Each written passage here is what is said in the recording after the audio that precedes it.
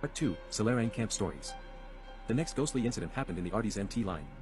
Till this day I'm not sure if what I saw then was a ghost or just a hallucination. I remember I was doing my guard duty together with my NCO and along with 2 drivers. Because they have early duties in the morning, we usually turn into bed at around 11 p.m.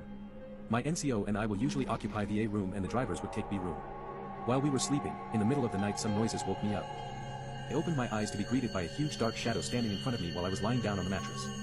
My first response was to scream and I shouted for my NCO as he was sleeping beside me. My NCO awoke and got up quickly, turned on the lights and asked me what's wrong. I told them about the huge shadow and we then checked together each and every single room in the unit. We slept with the lights on till the next morning. In the morning the 2 drivers then related to us that someone was trying to enter the room as the door knob kept turning. They said that they tried to look through G's small gap from where they were sleeping but they saw nothing.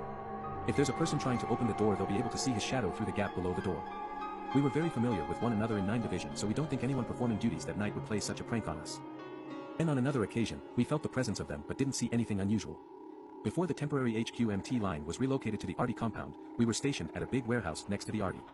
The big warehouse was located just 20-30 meters away from the Arty's main gate and we would always play carom etc.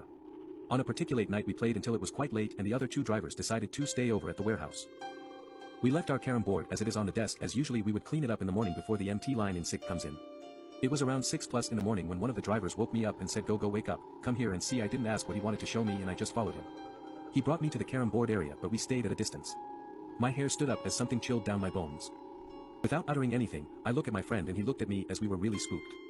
What greeted us was the carom seeds were laying nicely but the fact is everybody was sleeping throughout the night. During my time there, the HQMT line moved 3 times within the 9 Division. Originally it was located behind the cookhouse/canteen with the room opposite the cookhouse's sergeant room was the MT line's office. One batch of intake before mine, there was a 9 Division driver got killed in an accident at the old Tampines Road which was banned to all SAF drivers thereafter. Half of the cookhouse area was allocated to be used as the driver's resting point. When I was there the older drivers who were about Rod told me that the small area where MT line used to be was haunted by a driver who was killed in an accident. Fortunately I didn't get the chance to meet him, but the MT line storeroom was really spooky and you'll feel really uneasy if you sleep there at night. Finally, here's the last ghostly tale of 9 Division that I know of. I wasn't there when the incident took place but during the time, it was known by almost every personnel in the camp.